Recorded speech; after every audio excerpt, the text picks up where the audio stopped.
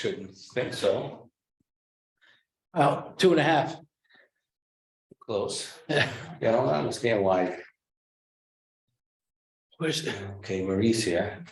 I don't know why she can't make it all the way from. Fast point to Nahant. I don't know. Steve. Hey, Steve.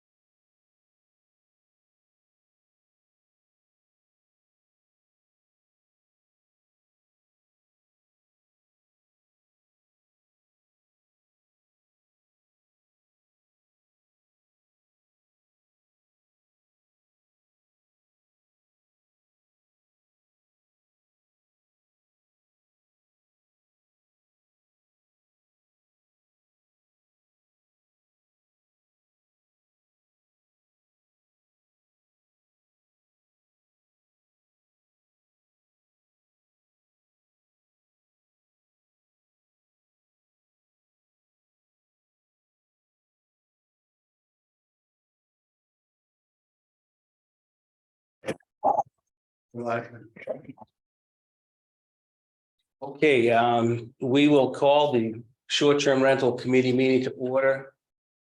And a roll call for present. Well, we have four members present, and Marie would appear to be on the Zoom call.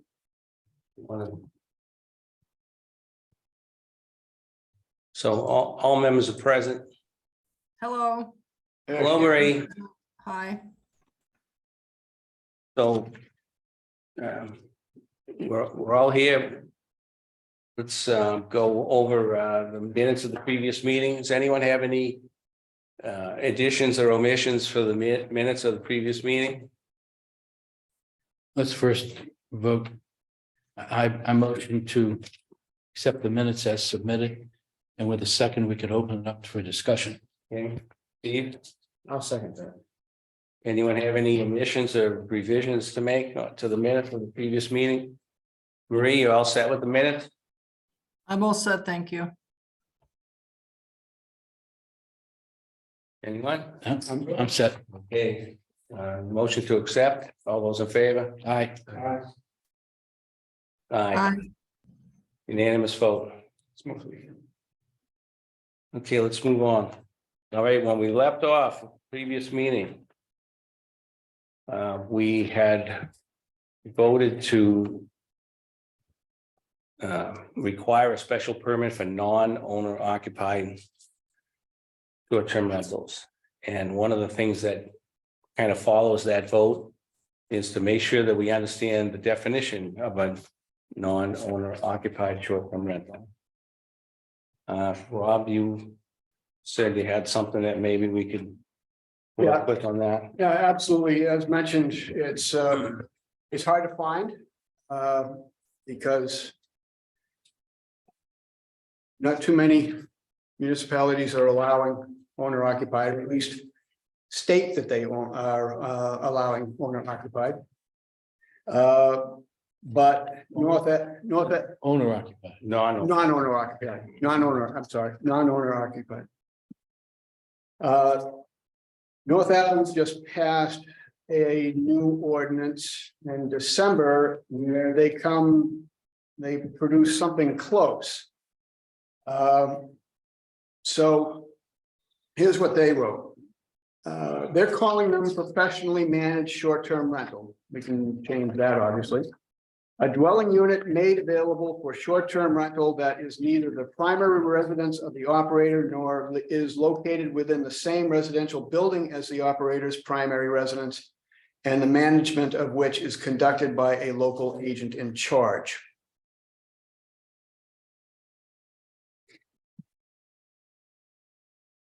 Rob, can you read this one more time, please? I can do that.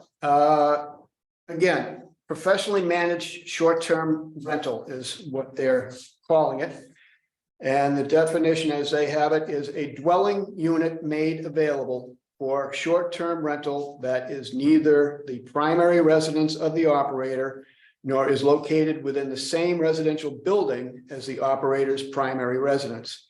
and the management of which is conducted by a local agent in charge. I feel like we could probably do without that last sentence, or I should say, end it at operator's primary residence and eliminate and the management of which is conducted by a local agent in charge. I don't think we need that. Yeah, I mean, it sounds like the definition, so I agree with that. I don't think you need the local agent part of it. Yeah, I'm inclined to take that off. So, All right, so let's entertain a motion to accept that definition for a non-owner occupied. just Short-term one rental. second. Go ahead. We are using owner occupied in all of our definitions rather than operator. I don't know how much of a difference it makes as far as consistency. But I just throw that out there. I would say we should be consistent, so we can call it owner occupied, right? Okay, so it would sound like this. A dwelling unit made available for short-term rental that is neither the primary residence of the owner nor is located within the same residential building as the owner's primary residence. Yep, Any other Sounds good to me. discussion on that? And that's the definition for. Owner occupied, For the Owner for non-occupied. non-owner occupied. non-owner occupied. It's tough to remember that. I keep. I don't know. Hmm. So, Okay, so there's a motion on the floor to accept that definition and put it into our, has it been seconded? it was. Motion was made by John, seconded by Steve. Okay. All those in favor say aye. Aye. Aye. aye. Vote is unanimous. Okay. Okay.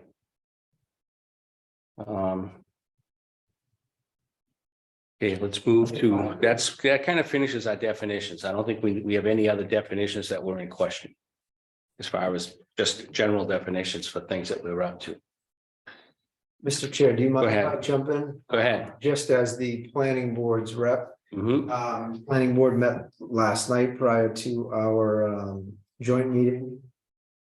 They are somewhat up to speed. I think they listen in or at least follow up on our meetings. They had a few general comments that they wanted me to pass on. Go ahead. I'm just gonna read them as reported. Planning board believes that the ZBA should issue a formal permit that isn't a typical special permit on the deed. As there should be a time limit to the special permit conditions on it, and it should not transfer with the sale of the property. The short-term housing committee should consider whether a cap on the number of short-term rental units makes sense so that we can meet affordability requirements. There are more applicants than the cap. The regulation could determine the priority and perhaps a lottery of those who don't meet those qualifications.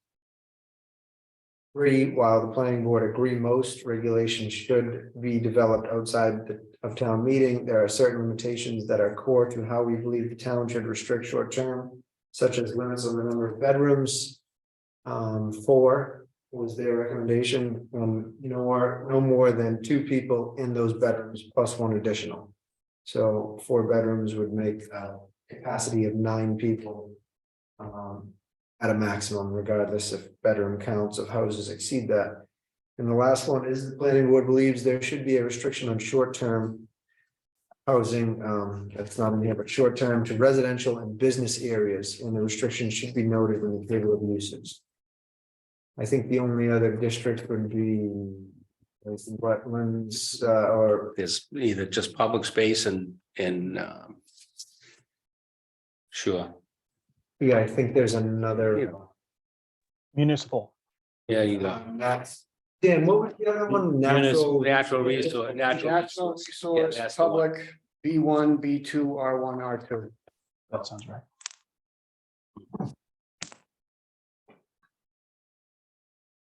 All right, so let me ask this question. I mean, all those things are very reasonable.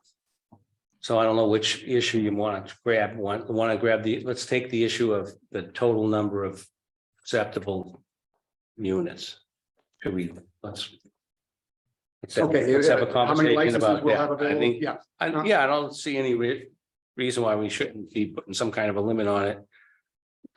Certainly the housing, panel was viewed that we've discussed, we've actually heard about it or discussed it at several different times. sure. Anyone want to put something on the table?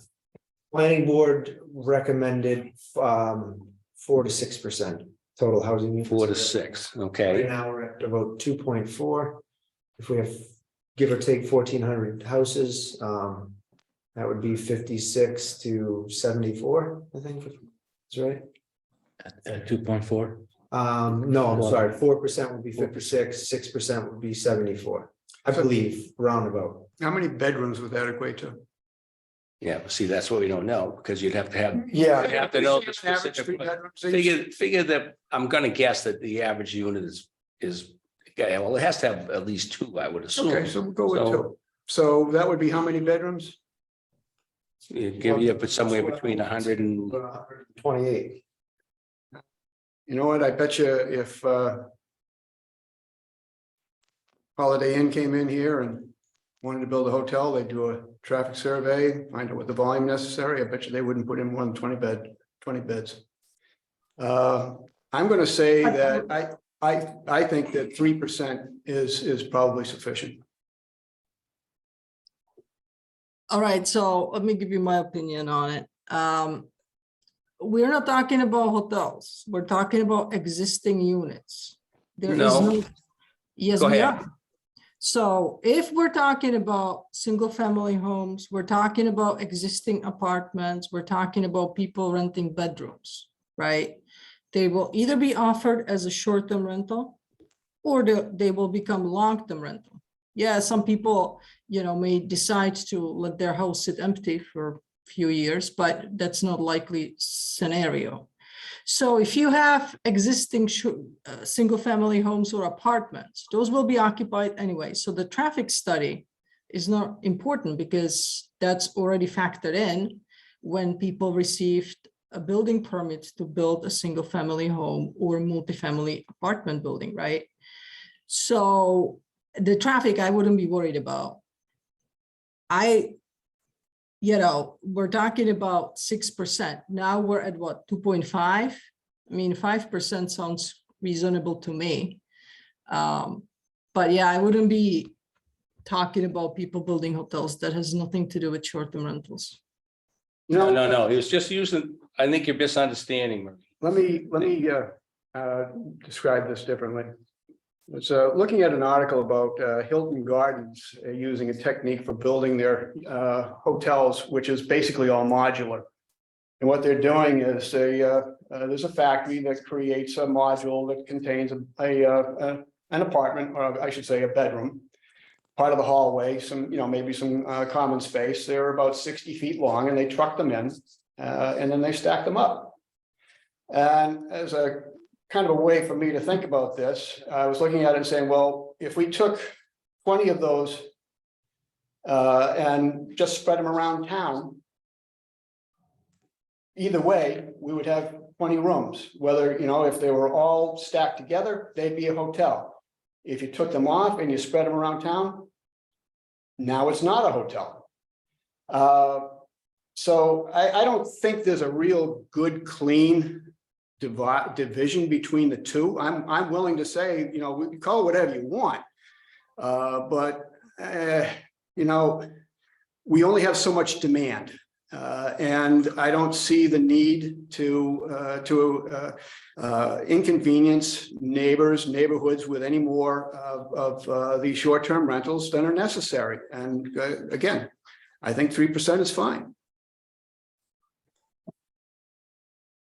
I'm with Marie. The planning board put a lot into it, and I get what Rob's saying. I look at if traffic would be difficult, because if short-term rentals were eliminated tonight, these would still be houses with bedrooms and there would still be cars going to them. So the town's not overwhelmed now with traffic. Might there be more traffic Yes, you could have multiple couples coming in rather than a mother, father, and two young children. You could have two adult couples. So these units could pick up an extra car, certainly. But as Rob stated, if we reduce the number of them, I think Rob hit the nail on the head. The demand is gonna be the demand. I think if every house in the Nahant turned into a short-term rental, 97% of them would get foreclosed on in a few months. So there's only going to be a certain demand, so I agree with the cap. I think a cap's gonna help the town overall. I think a cap is gonna help anybody coming in, you know, that fear we all had coming in and broadband purchasing real estate to do this, but also it's going to take, instead of 3%, it's going to distribute the short-term rental demand over 5%. So now instead of one house or 40 houses getting hammered, it's going to be 60 houses getting somewhat less. So I think the dispersion might be a little better. And again, I think it boils down to, you know, how that individual unit's managed and everything. I think if there's more of them, it creates, I guess the right term would be competition, and you know, any problematic ones or ones that aren't running properly, whether they're shut down by the town or by just nobody going there because bad reviews. I think it would assist. So with what you just said, Steve, it sounds to me like less competition is probably a good thing. As far as people that are already here. Yeah, I guess, but But yeah, don't forget, guys, these short-term rentals don't have 100% occupancy, right? We're talking about 60-70% on average. So, you know, the traffic, the noise, all the nuisance that some folks may think there is with short-term rentals, that's really only going to be a factor in the summer. And if these houses are offered for long-term rent, which some of them have been converted to long-term rentals because, you know, it's not as profitable as some people think, and not as easy to manage. So, you know, you will get more traffic because if you live in your house full time, you get family, you get friends, you get parties, you have other people coming in all the time, right? Short-term rentals, few people come in and they go away in a few days. So traffic, noise, it may happen, but I don't see that as a huge factor. And in my opinion, the market will set the price. You may not even get more than 33%, but I feel like 5% cap is reasonable. And then see what happens. I mean, short-term rentals have been in the town for 10 years, and I don't see the Right, so- influx of so investors. Okay, Marie, thank you. So I think, first of all, we think we need to get our numbers more accurate. The housing study committee that we met with last night had sent out literature previously. They're using 1,600 and change as the number of housing units in the town of Nahant. I'm gonna guess that any of their numbers are probably more accurate than what our guesses are. I get the same from Sheila. All right, so if we start off with 1,600. Right, it's just quick math here. If we did 4%. What is that, 64 units? At 1,600, 16 would be right? We're at 4%. I believe so, right? That sounds right. Am I doing the math correct? Yeah. 64 units sounds like more than enough to me. Did I We've got just, roughly 40 in town right now, Yeah. supposedly. did I just hear Marie say that you already seem that we already have an overcapacity No, Want to clarify that, Marie? based No, I on the don't think- vacancies? no, what I told you I is. thought we said that- 50% vacancy. No, I said you have 70% occupancy. Oh, so, okay, I got it. And that's not that we have too many of them.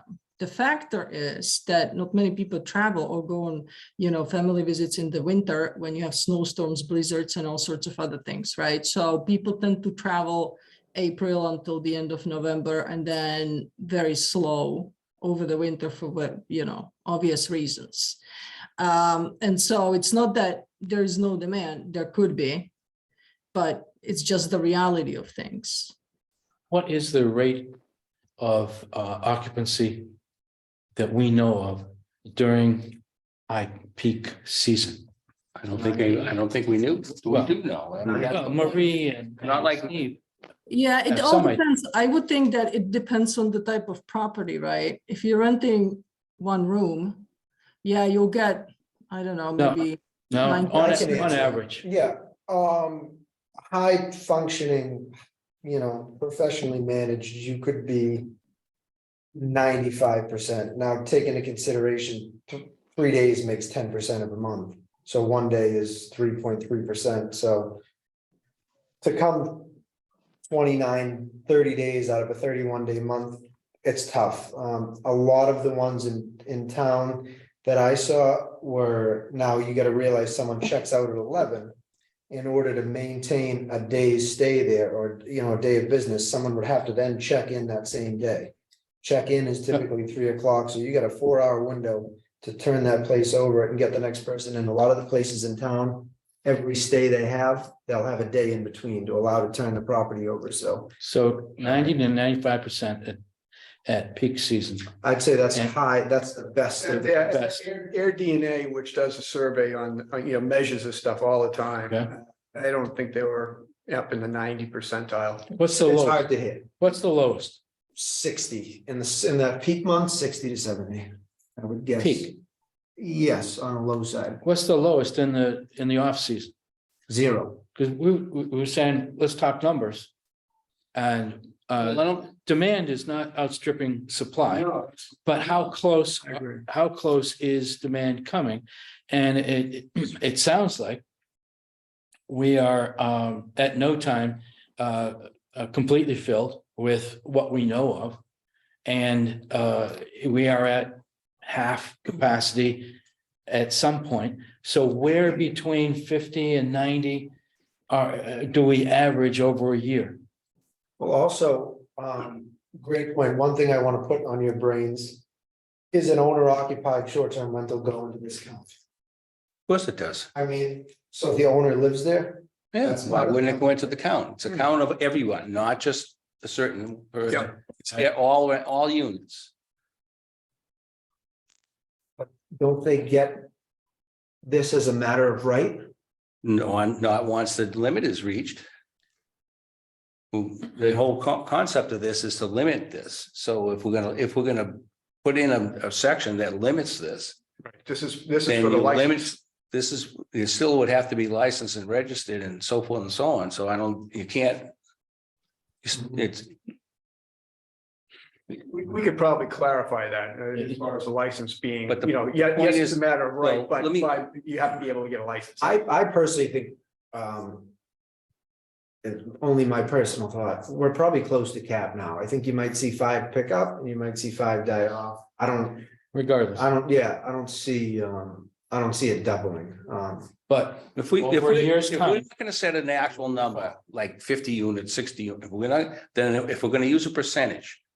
Right, then I would start off low. It could always be adjusted up. It's gonna be difficult to start off higher and then try to adjust it down.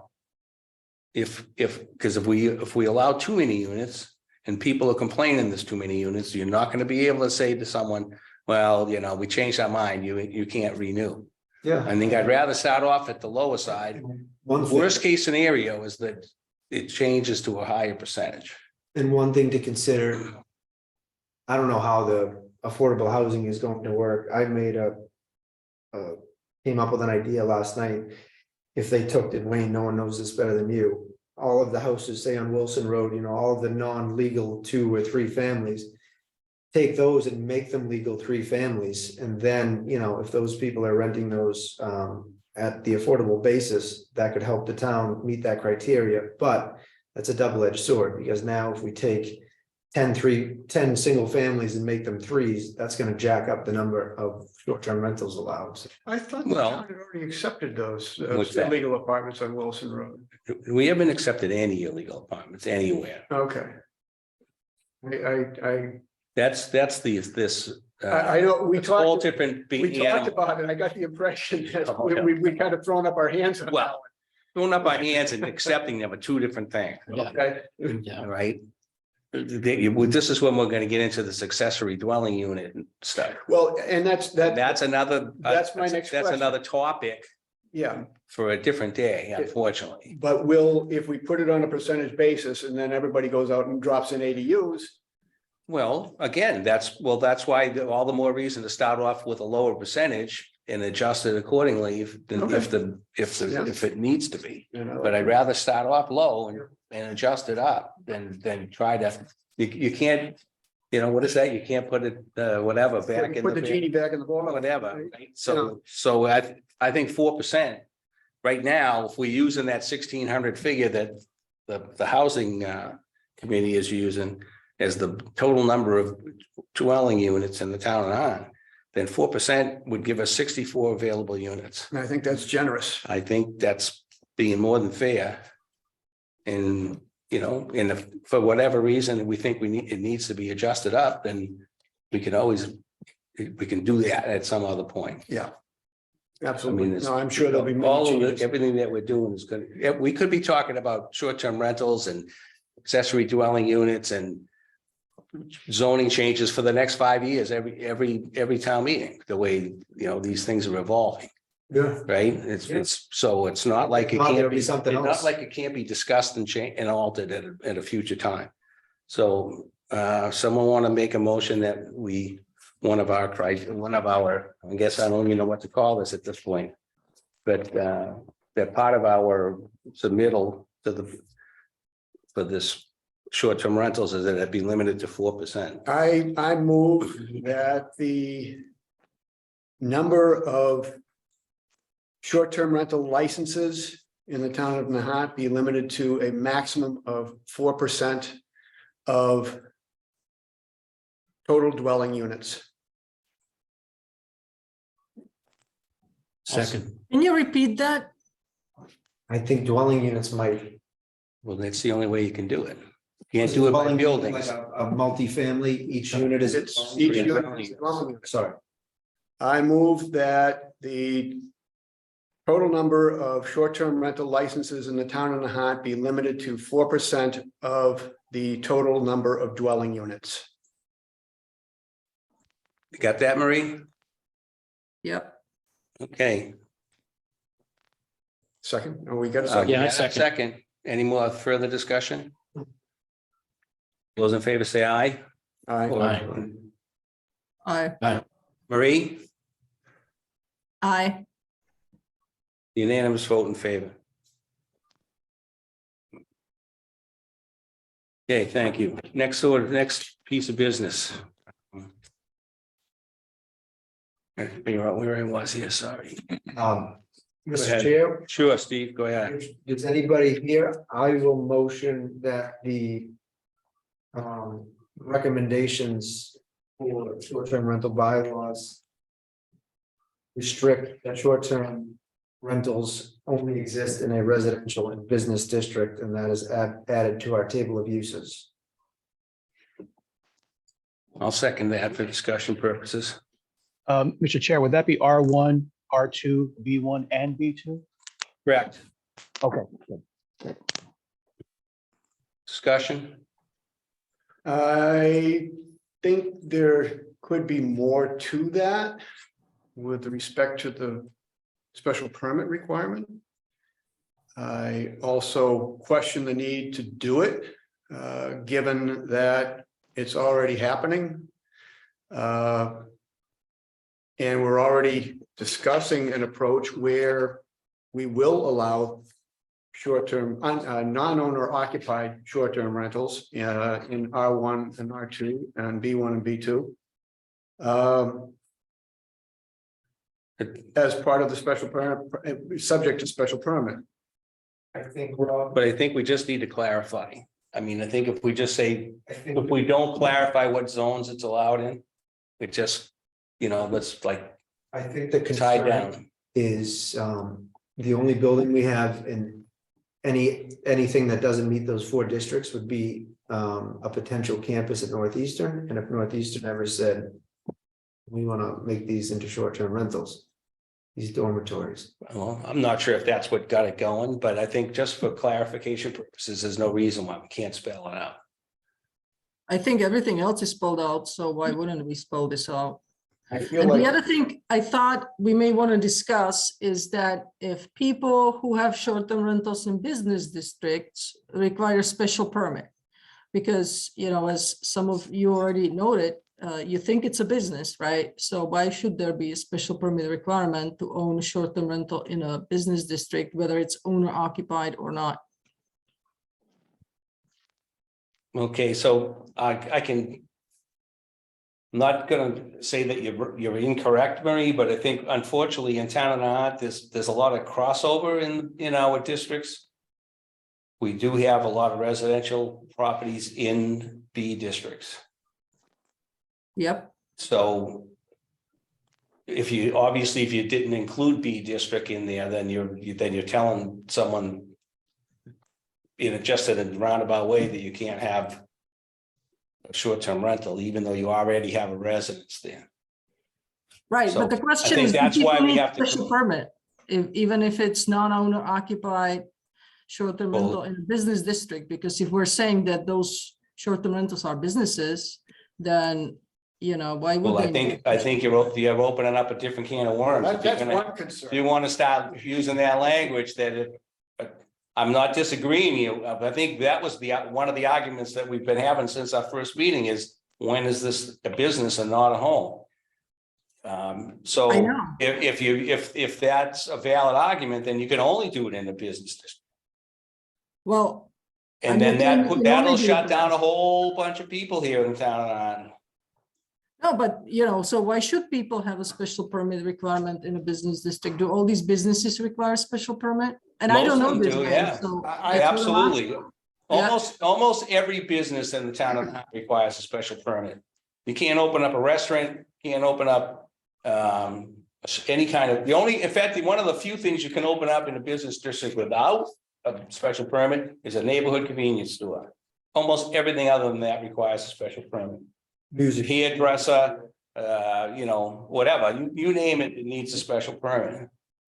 So we would be consistent.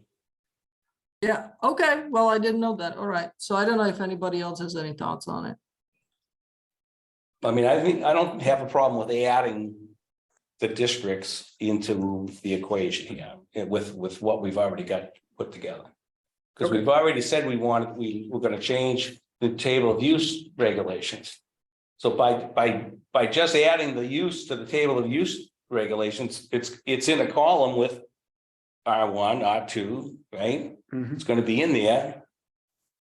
And it's either gonna have a P or an S, Yes, which is yeah. a special permit. Yeah. So I think by default, it's gonna define what districts it's gonna be allowed in. And it won't be in the P, in the natural resource and the whatever district, No, that'll be an end. right?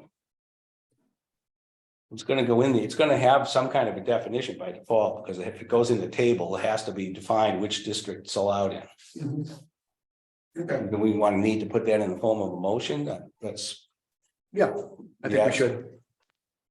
well, I think we want to should. do that, Steve? I don't know if I should just say the contrary, if it should be worded as. It's not allowed in the other two districts, or, No, Could do that, well, I would prefer that it be. I think The way we you should said it define before. where it's gonna be permitted. to do it, Did you I would- guys check the draft that Dan Script sent out? It was kind of alluded that there is a table and we'll just put either permitted or special permit, so I actually saw. Right, so it. that's what we're doing, we're making that Mhm. decision right now, where are we putting the P, where are we putting the S? Or not, or in the ends that says not allowed, that's exactly what we're actually doing here. Yep, I would suggest we keep it straight in this table that was included in the draft. It's easy to follow, in my opinion. Yeah, but I had the question marks in there on the table. Can we use- Yeah, I saw that, yeah. Yeah, so we have to define those as Wayne says. So let's just do it. Yeah, I think that's what the. I word don't is care who now. makes the motion or how they word it. Let's just kind I of will get it make a on the table. motion that we add short-term rentals to the table of uses as special permits requirement for or would it be special permit requirement for non-owner occupied in R1, R2, B1, B2? Correct, Correct. In the principal table of use. correct, yes. And yeah, and then I guess the contrary would be owner occupied would be a permitted use in all of those districts. R1, R1, B1, B2. B1, B2, So- and not allowed in the P and N And R and P. and R, right? Yeah, yeah. Does everyone understand the motion? I think I understand it, but there's been contributions all along, so I think we need one clean, clear reading or recitation for us to vote on or consider.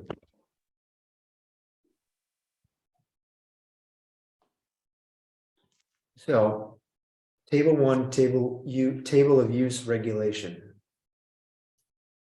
I guess my motion to try to clean it up. We add 2 line items under description of use, one of them being for a owner occupied short-term rental. And the motion would be that that is permitted in R1, R2, B1, B2, and not permitted in natural resource or P district.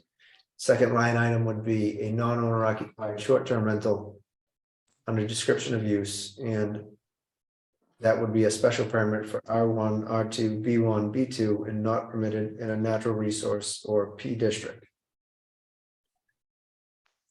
Yes, And owner adjacent. An owner adjacent as well, owner occupied, owner adjacent.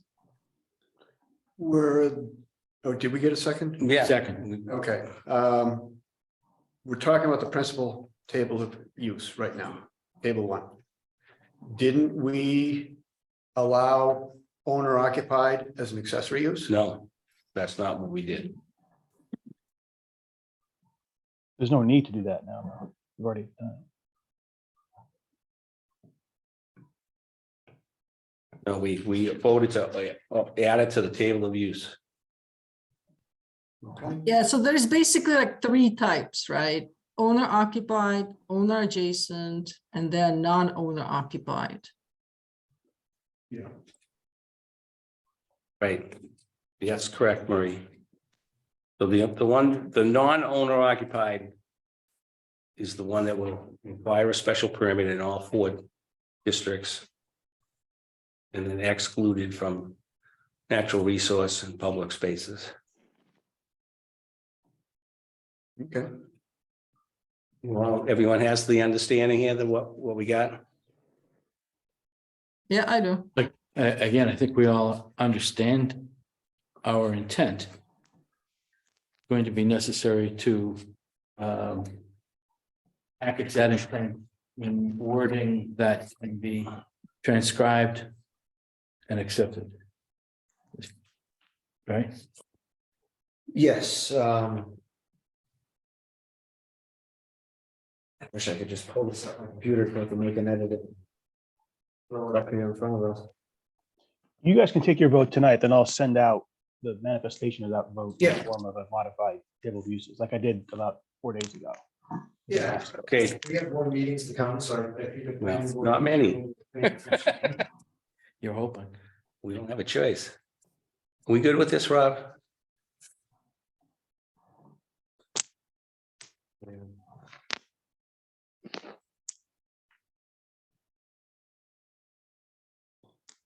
Okay, all right, yeah, we did. Right? Yep. Okay. All right, so everyone understands the motion? Marie, you understand the motion? Yes. John? All those in favor say aye. All right, And we are voting on I, the motion as we understand described it. it. Yes, And it's going to be transcribed and reviewed, accepted or changed at a future meeting. correct. So I vote yes, aye. Rob? no, I vote aye. Motion carries.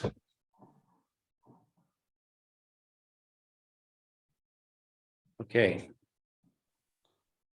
So we've got definition of short-term rental, non-occupied, non-owner occupied. We've got the issue of what districts we're going to be in. We have not discussed to this point the standards for the issuance of said special permit that we've been talking about. Anyone want to jump in on that? I sent an email to you guys about an hour. Yeah. ago, just so you know, if it helps. Yep.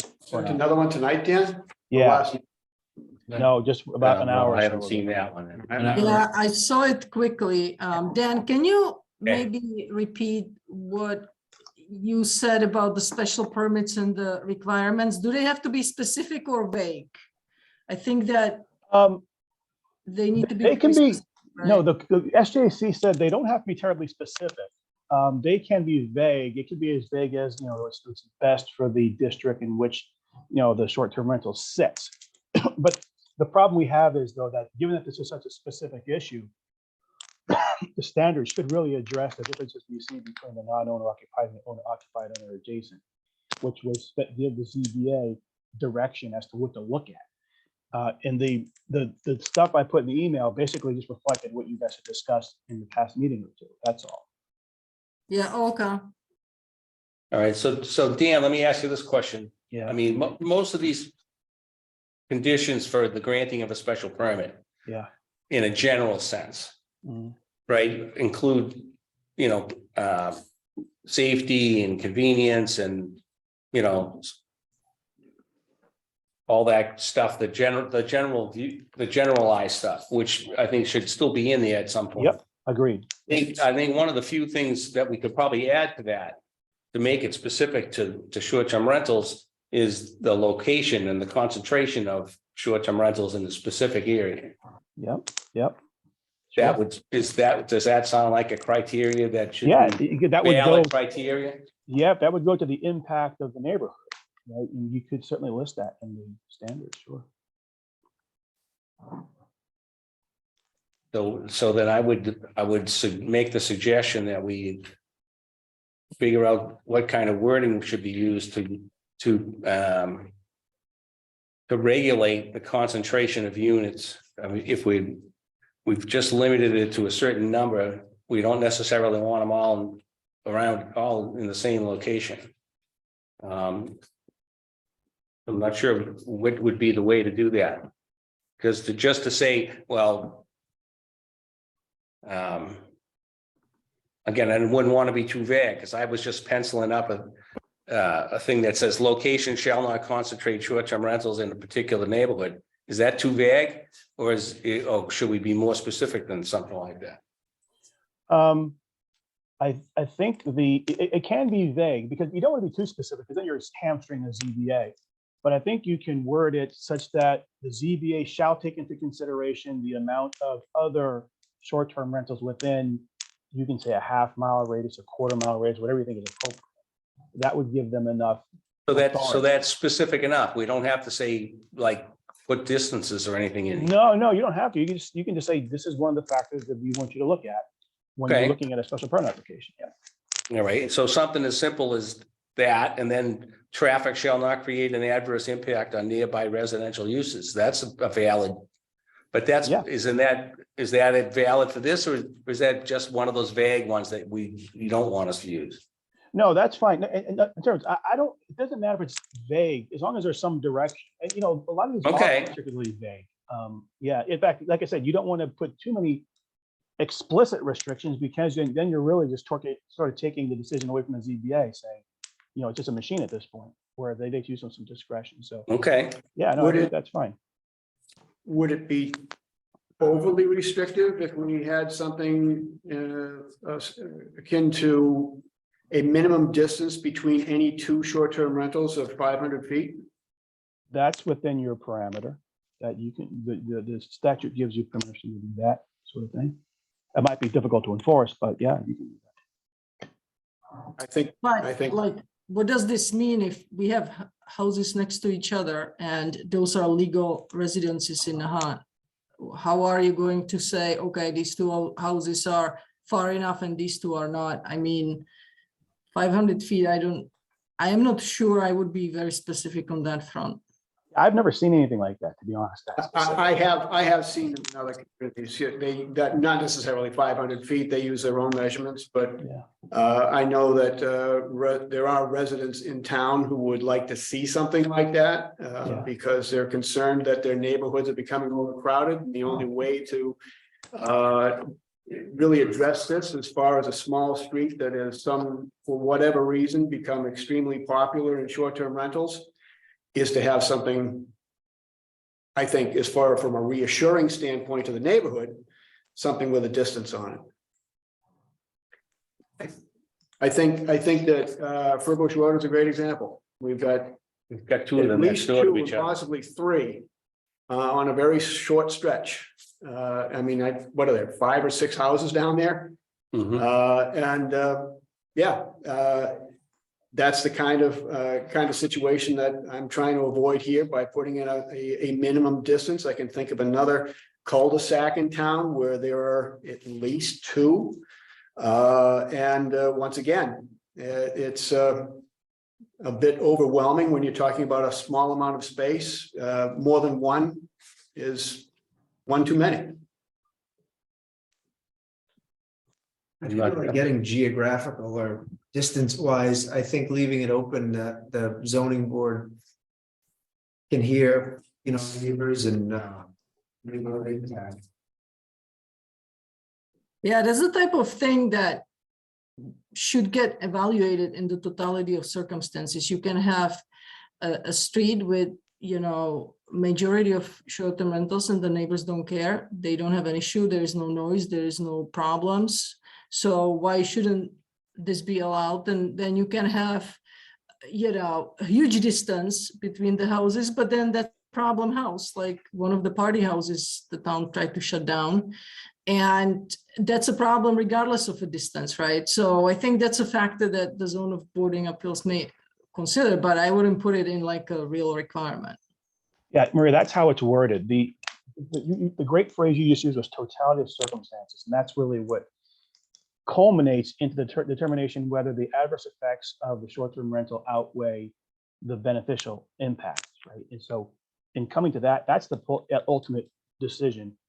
And as you mentioned, the totality includes what we already have in section 9.09 and whatever additional standards you guys identify, including as Wayne said, the traffic, things like that.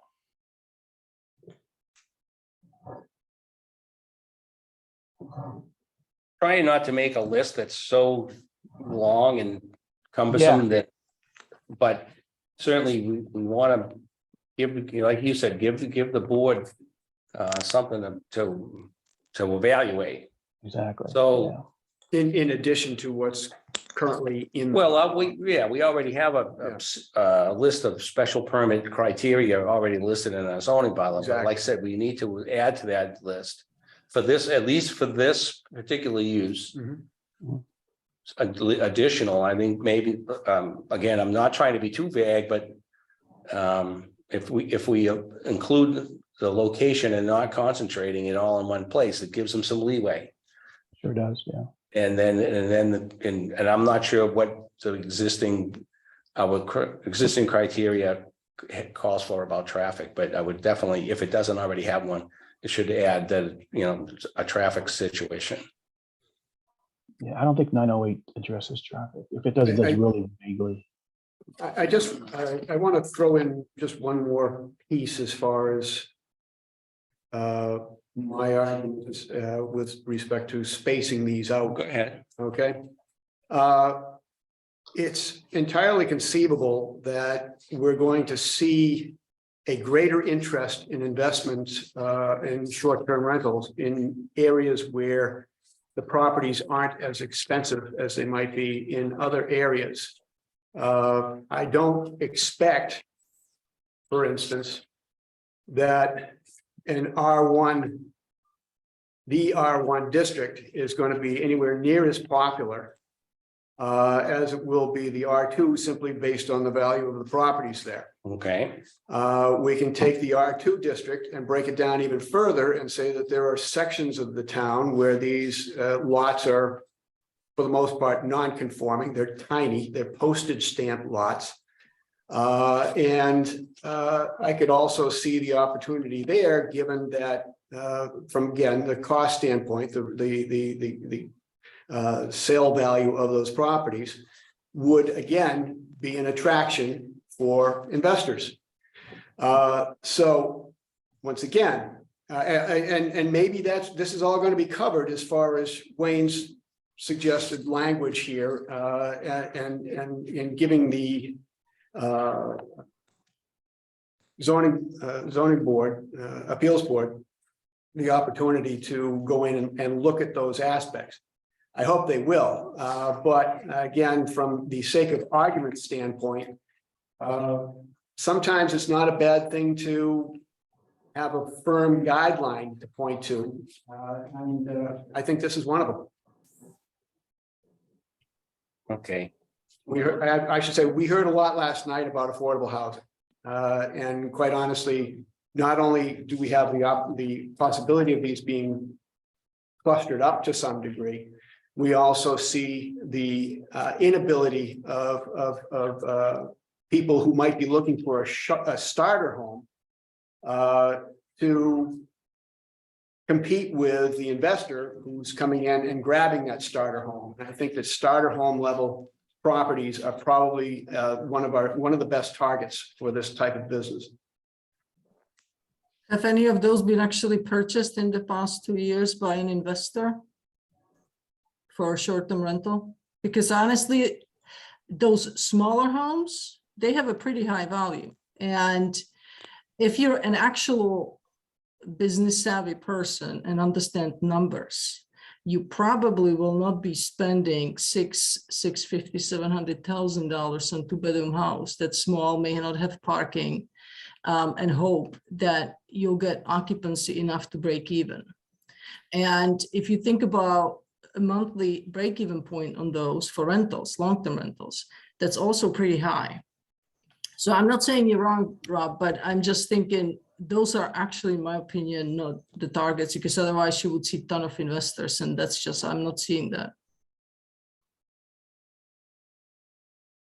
okay. I'm not sure well, we don't have an actual list right now. So I think this is something that's one of the things that we got to tweak in between now and our next meeting, and let's narrow down an actual list of these conditions that we're talking about. And so And would put we it to wanna, put it to a vote. do we want to That's a look problem. at the Start. list that Dan sent an hour ago? So maybe we can use some of the criteria from that list. It was basically owner occupied short-term rental criteria, so I can read some of this to you guys. Yeah, go ahead, please. Yeah, okay. Criteria number 1, compliance with all regulations, bylaws of the Commonwealth, health and safety regulations. I think that's given. 2. Yeah, that's 2. Yeah, specific factors that are set forth in section 9. Yeah, of the so we bylaws. include 9.08 to Wayne's point. Yep. That's great. And then the ability of the property owner, agent, property manager to respond to complaints within a timely manner. That should be a condition, in my opinion. Prior experience managing a short-term rental property. Sufficient off-street parking. Appearance of the property in comparison of the neighborhood to the neighborhood. Host-guest agreement requiring compliance with all Nahant short-term rental bylaws and regulations. And then prior and or current experience with the town of Nahant, including but not limited to previous or temporary residency, family residency, business properties or services, and other community involvement. I think all of those are really excellent criteria for the Zoning Board of Appeals consideration, whether they provide a special permit. Yes, I agree. That sounds good. Yeah, go ahead, Rob. Going back to your previous point, I think I think that list sounds like a great thing to take a look at and give some thought to. I think you mentioned the possibility of firming up some sort of a list. I think that's what we need to do. I wish I had that. Well, I hadn't checked my email in the last hour. So. either, but. Neither did I. mean, is, Not that we, should we defer that until our next meeting? I think we should. so. I think that's unfortunately out of the, what we're gonna need to do. Well, I think we all need to sit down, get that list, stuff we already talked about. Everybody tweak it to their liking and we'll hash it out next meeting and get it done. Okay. So let's put that on hold till the next meeting. And let's trying to think of what other issues that we need to handle. I think we've pretty much got 90% of what we need done. I have Mr. Chair, I have an idea. Go ahead. You Dan, guys please. mentioned in your definition of an owner occupied short-term rental, I think we use the term primary residence. That's not defined in our zoning bylaws at the moment. It might be helpful to define what you consider a primary residence. So currently what our draft has the definition of owner occupied is a short-term rental of a dwelling unit of no more than the number of lawful bedrooms within such dwelling unit, which is the primary the primary residence of its operator. And then, so the discussion was, is primary the correct word to use here? Yeah, in the last meeting, we Because we did, right. were talking about changing it to legal, but we didn't vote on it. That's why I threw that in. That's there. correct. And Dan, what we had a discussion about this at one point. Okay. I would think the legal residence sounds more definitive than primary. Okay. Would you agree with that? Well, I mean, Well, I guess a person can only have one legal residence. well, that's the question. I- I don't know. I don't know. I don't know the answer to that question. I can find out. But I don't know is the answer to the question. I'll have that answer for you for the next meeting. But I thought the definition you voted on today included the word primary residence or the phrase. Yeah, I think so too. Yeah. Wouldn't that the stuck out. primary residence be in line with IRS or Massachusetts residence that's why I'm- requirements? So that's why I think a legal residence would be more definitive. I don't believe the IRS asks you what your primary residence is. I think they want to know what your legal residence, Salem's in front of me if you want to hear that. what do you got?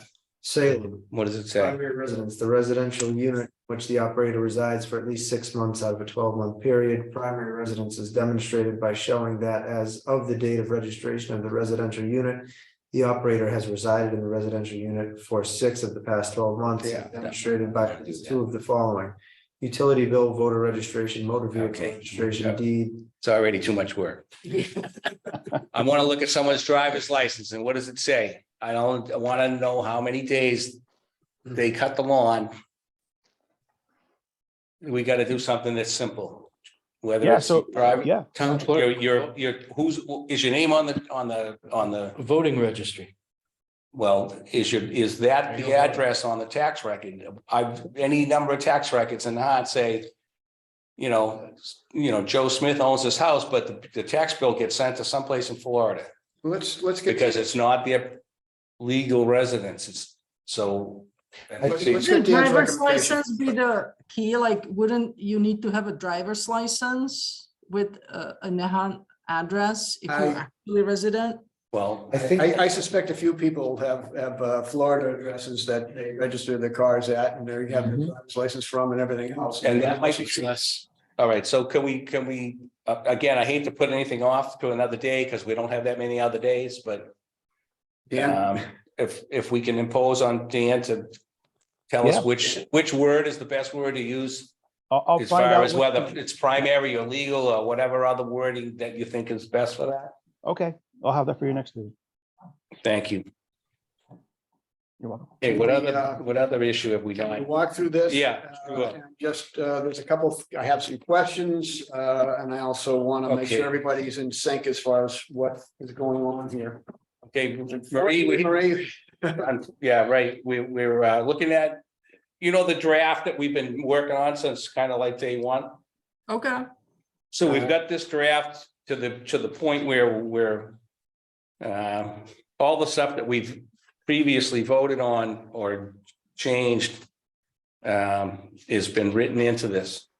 And it's, of course, unfortunately, you can't read it from there. But we'll try to read it to you as much as we can as we go through it. Listen in. Are there any more of those? Oh, yeah, sure. Oh, thanks, sir. So this is the draft that we put together back at the first of the year, maybe, no, actually, I think it was the end of December or something like that. And what I've done here is I've added changes that we voted on in our January 10th meeting. They are shown in blue. And I've included changes suggested by Dan Script in his review on we received on 12/5. They are in whatever color that is, brown or orange. So as we get I'm just going to hit the high points here as far as one thing or the other. That drops us into short-term rental definition. I have added Dan's recommendation for duration of less than 28 consecutive days. That used to be 30. Under short-term rental, I've deleted 30 and added 28.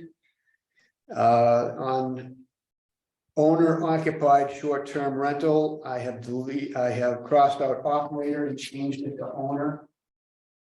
And also I crossed out, in the meeting, I crossed out the word or of no more than the number of lawful bedrooms within such dwelling unit that is the primary. And here I have a question mark. We talked about changing that to legal, but we didn't vote on it. Do we want that to change to legal? You know, that's what we just talked about, so. So that's Worry going back about to that Dan. Next Right. meeting. Same thing as far as owner adjacent, primary versus legal.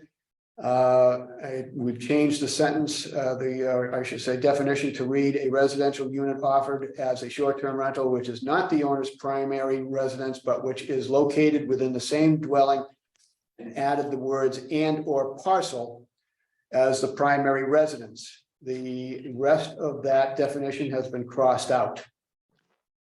Again, that's per our January 10th meeting. Second page, no changes. Third page. We have the good neighbor guidelines that Marie had provided. Dan made a comment saying that it was more suited for rules and recs, not bylaws. And I guess this is more of a question to Dan. Does that mean that it comes out of here and goes somewhere else, or it stays here and we add it in another location also? No, I think it would come out of there and it would go into the rules and regulations that, well, you suggested going to the rules and regulations, whatever body you assign to create them. All right, so there's another document that we haven't done And go ahead. that's going to land on. Well, the rules and regs, it's not really within your purview unless you want it. You can just assign, an entity in town to enable them to create them. Yeah, that's not a big So deal. it's going to go on a rules and regs document Yep. drafted. To come later, Yeah, and either by us if we want it, yeah. or I'm another, sure I'm clear. another lucky group. I don't like to type any more than I have to. Sure. think you've done very well. Let's see, we've got, we're going to the next page, burden of proof and cooperation down the bottom. We have the enforcement. Dan's comment, it would be wise to refer enforcement to our pre-existing non-criminal disposition bylaws.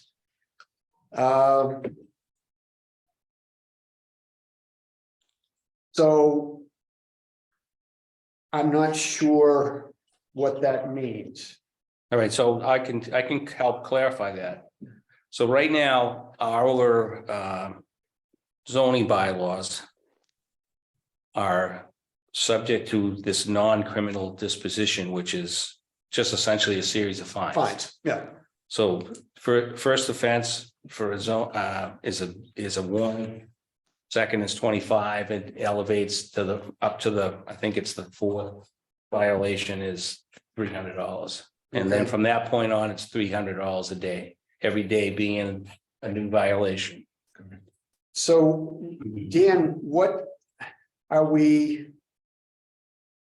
Is there an issue as far as what we have there now as far as saying the Inspectional Services Department and the Nahant Police Department or their designees shall be responsible for enforcement? Is that okay? Hold on, let me pull it up. I haven't seen that in a while. I was just concerned because we're really just repeating ourselves at that point, right? Because if we well, let me look at this. Hold on. Do we just refer to the chapter and verse that's already existing as far as non-criminal disposition? Yeah, why don't we say that enforcement is gonna be consistent with the zoning bylaws? And then this way, you know, everybody's treated the same way. Hold on. I can't disagree with that, Marie. Otherwise, we're setting up like a whole different, Yeah, it can create a like mess. a because it's difference. pretty- Yeah, differences and I'm whatever. not sure what the word to use, but I don't want to treat short-term rentals differently from any other zoning issue. Right, so if someone, and I'm only throwing this out to use as an example, if someone has an illegal apartment, they would be issued a cease and desist. And then they would be given a certain amount of time to straighten out that situation. But if it's a violation, like this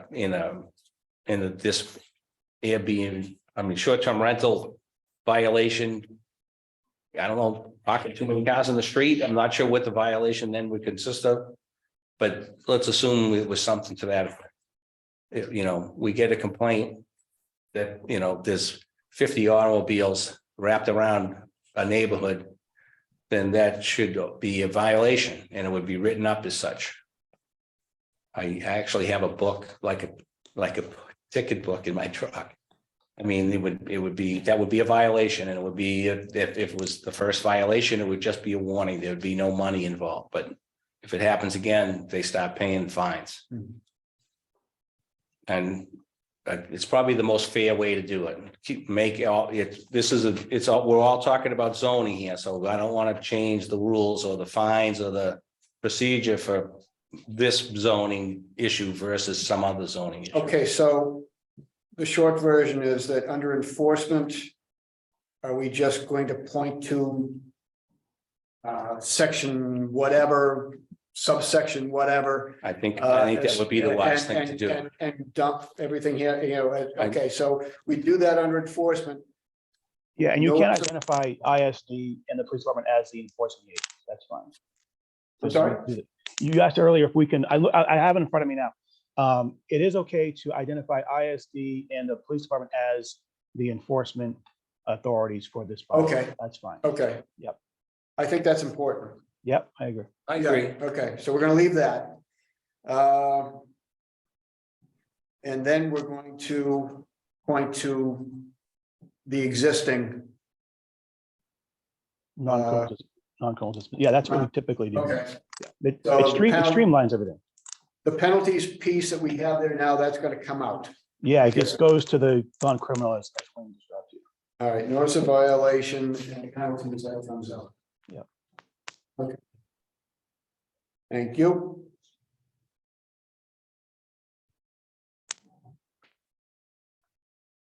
Severability, Dan comments that this is more of a contractual provision, is unnecessary since the AG will automatically sever invalid bylaws. Yep. I had suggested because I see it in other communities, if it's not necessary, then take it out. No, I think it's fine. That's more of a contractual provision. You put it into a contract in case one clause is effective for whatever reason. It doesn't infect the entire contract. So yeah, I think it'd be just shorter the better, right? You know, Severability can come out. Yep. Right? Yep. Sounds all right to Good? me. Yes. Yep. Yes. Okay. The last page I'm referring to as Appendix A, and this is where this is a bucket where I'm putting things that need to be done. So We have the vote pending as far as it is the intention of the committee to require a special permit for non-owner occupied. We're still working on that. Amend zoning bylaw 4.06, renting of rooms for rooms of lodges to include no such rental shall be for a period of 28 days or less. Again, this is just a checklist. Add to zoning bylaw as own section requirements. Okay, yeah. Short-term rentals are permitted as an accessory residential use in existing dwellings in all districts where residential use is permitted, subject to the following requirements. Now, we have a section for accessory use and we have a section that lists principal use. Are we going to put it in both?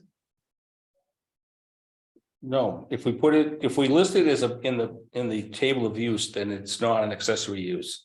And it would not be required to be in the accessory use section of the Okay. zoning bylaw. Yeah, I agree. All right, so we're not going to do that. Well, accessory, that'll come up.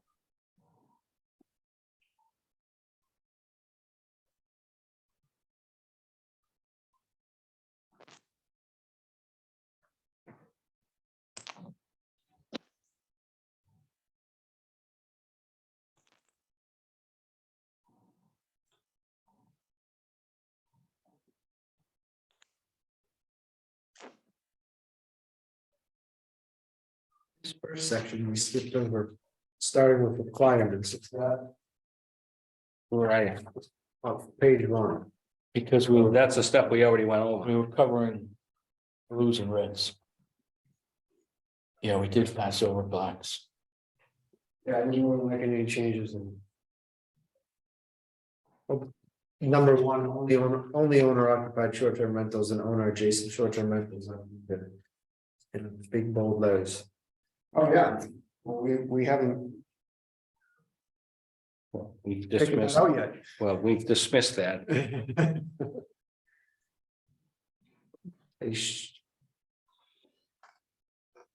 Okay, so you want to take that out? We are Yeah, including, we have to start from yes. the word requirements down to number 2. Okay, Mhm. All short-term rental operators shall register with inspectional services. No, well, number 2. Oh, number 2 becomes number 1. Yeah. Yes, But- excuse me, yeah, right. That's he was questioning that inspectional services. is that the one? Yeah, so under requirements. We're going to go right to number 2. Requirements will Yep. begin, all short-term rental operators shall register with the Inspectional Services Department prior to short-term rental use and occupancy in conformance with this regulation. And So so are if we- we wanna include like a start date, right? Because you have new people who may become short-term rentals and Yeah. then you have Perfect. existing ones. So do we Well, wanna say that's that this becomes another subject. effective or whatever? I think that can be handled separately.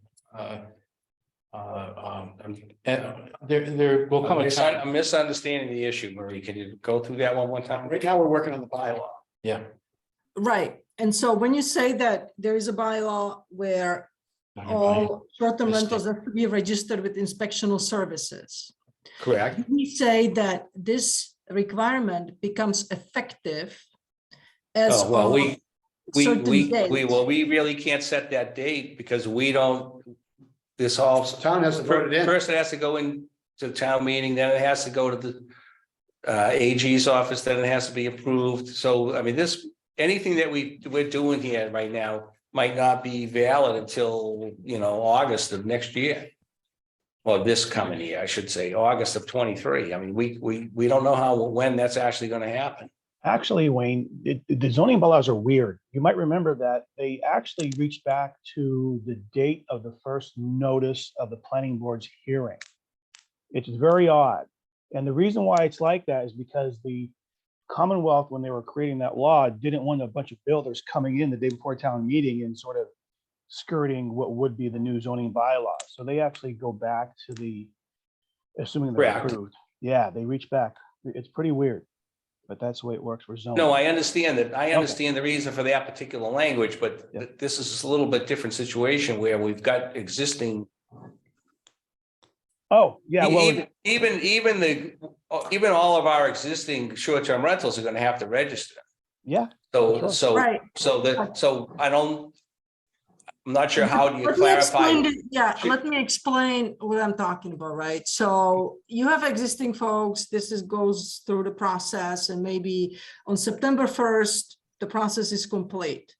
Then will people have the opportunity to complete the registration, register the property? So let's say you say 90 business days after the effective date of this bylaw, you have to register and complete all the paperwork, right? Because if you don't give Yeah, them a okay, I timeline, then understand. people don't even know how to plan for this. So I The don't know. answer what is the- yes. The answer Yeah. to your question is yes. Right, Okay, I don't think we need to set that time frame right at this minute, though, is what I'm. However, it is our unanimous intent that current short-term rental operators will be considered and will not be penalized in the promulgation of whatever short-term rental bylaw is voted by town meeting and then approved by the AG's office. How's that? Sounds good to Sounds me, good to Sean. sounds good. Good? Can you repeat that? It's You wanna on, Put that in the form of. It's on the motion? tape. it's on the recording.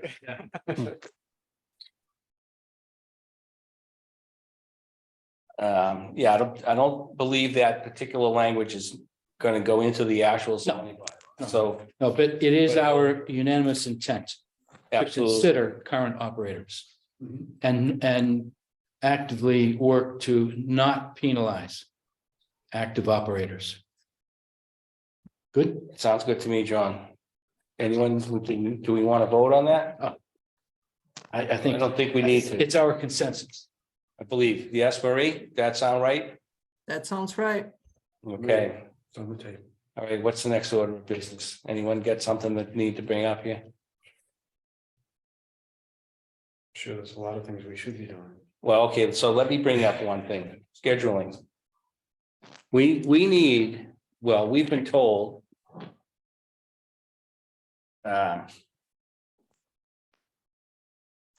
That on Tuesday, January 31st is the day for. Citizen petitions, written summaries, and committee requests. For annual town meeting warrant articles. Wednesday, February 15th is a Board of Selectmen meeting to approve budget and warrant.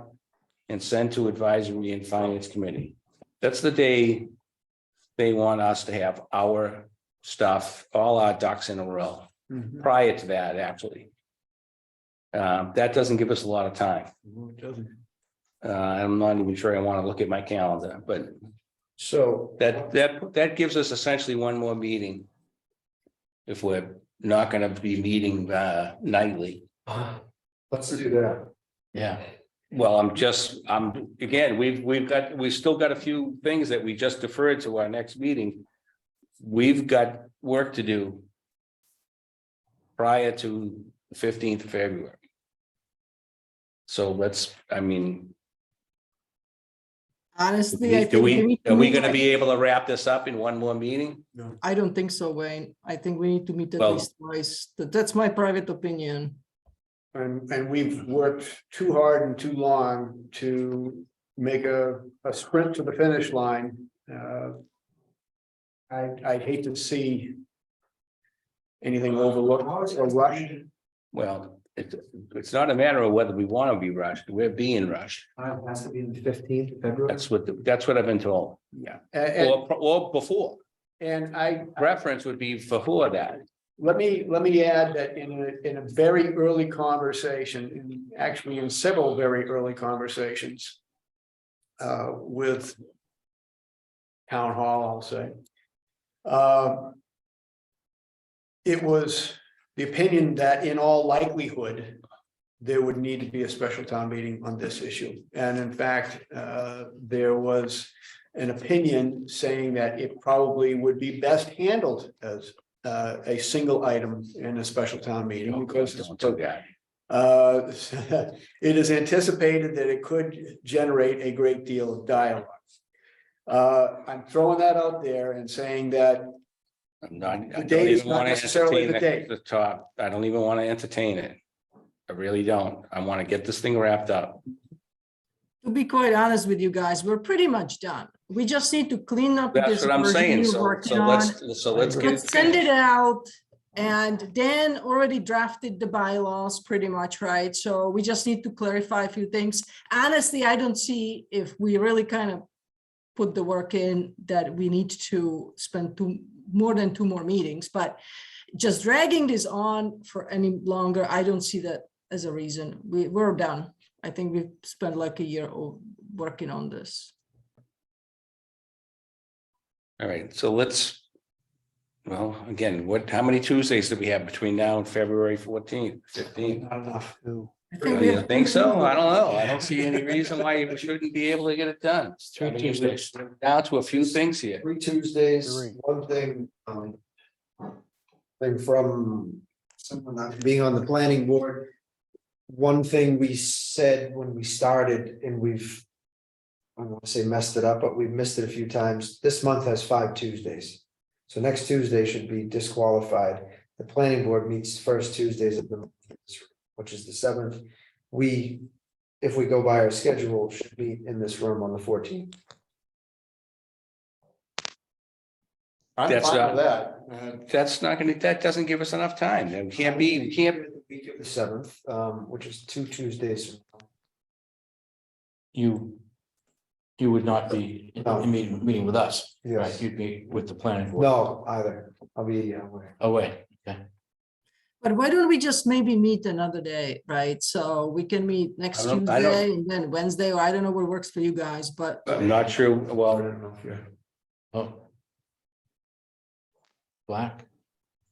Someone's got the hand up. okay. Do we want to keep? All right, focusing no, on what let's, we're let's, doing? let's do this first. Yeah. Let's finish what we're doing.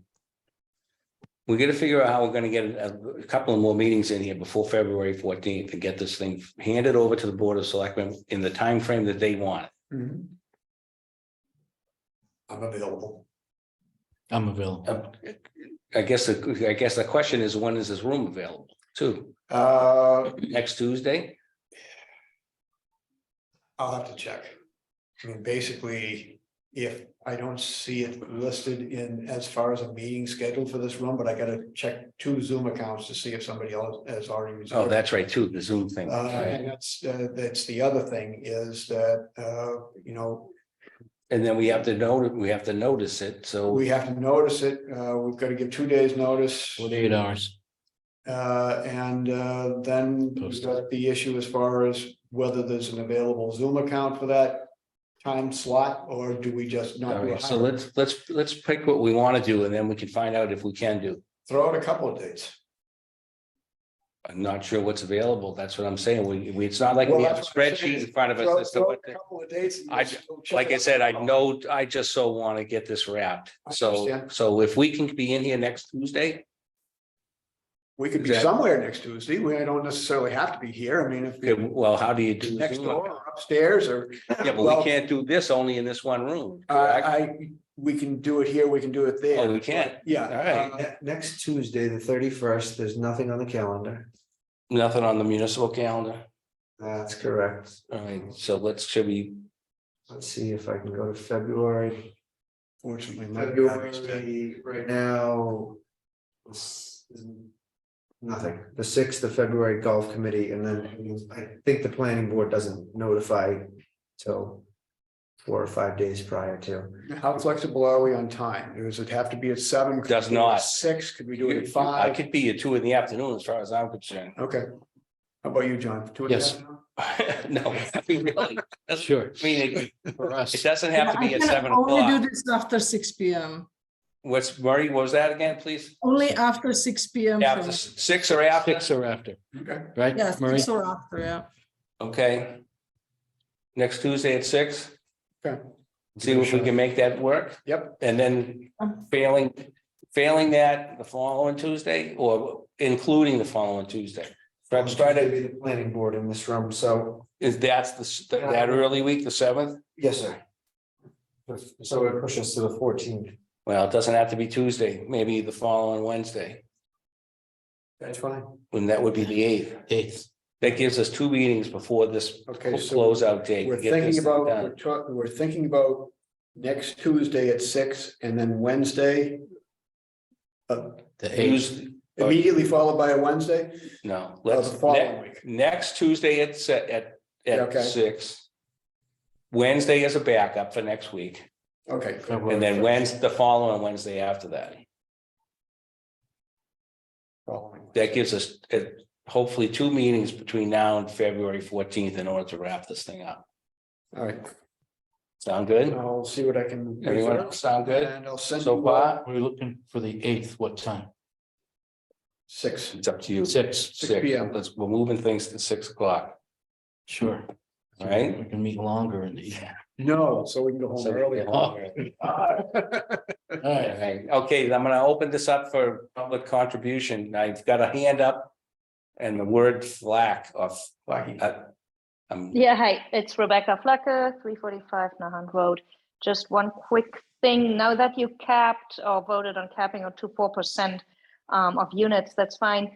But I think at this point, you might have to somehow formulate or regulate how that works for existing or active operators and reapplications, that they have priority, and then new owners, if we get to the 4%, what happens and how would that work for new applicants? I think that should be in, so that existing or already active operators do have a priority on their licenses if they stick to all the rules and regulations. And if we get to a 4% with new or additional STRs at some point, then the new applicants, how that would work, if that would be a lottery or how that Sounds would work. more than fair. I'm sure we can work that language in there somewhere. There's something, yeah, the planning board made a similar recommendation, and I think it's focused Okay. on something along the lines as far as SDRs that are registered in operating. And operating, I think, is key Yeah. here. We could have a whole Yeah. line jumping in there that have never rented a day. Yeah. And we want to make sure that we box in, protect the people that are currently doing it, have been Okay. doing it. Sounds fair Okay, enough. yeah, no, that I'm was sure we my can only, figure out how to get that language yeah. in. That's nice. Thank you very much. And Hey, have a good thank night. you. Thank you. Any other questions from the computer screen? In favor. No, can I just ask Rob that you Yeah. send me an updated draft, so I'll take a look at it over the weekend, so I'm ready for next Tuesday. I could drop this to you if you want, Marie, when I leave here. I could put it in. your mailbox. It's. Oh, yeah, okay. But it's electronic, I can shoot it out. I can shoot it out later. Oh, Yeah, okay, good. thank you, guys. Okay, Either way thank works. Thank you. Right. Right? So Okay. move to adjourn. Second. All those in favor? Aye. Aye, Marie, aye. vote is unanimous, meeting adjourned Thank you, Dan. at Okay, thanks. Thank you, Dan. 8:30. Thank you, everyone.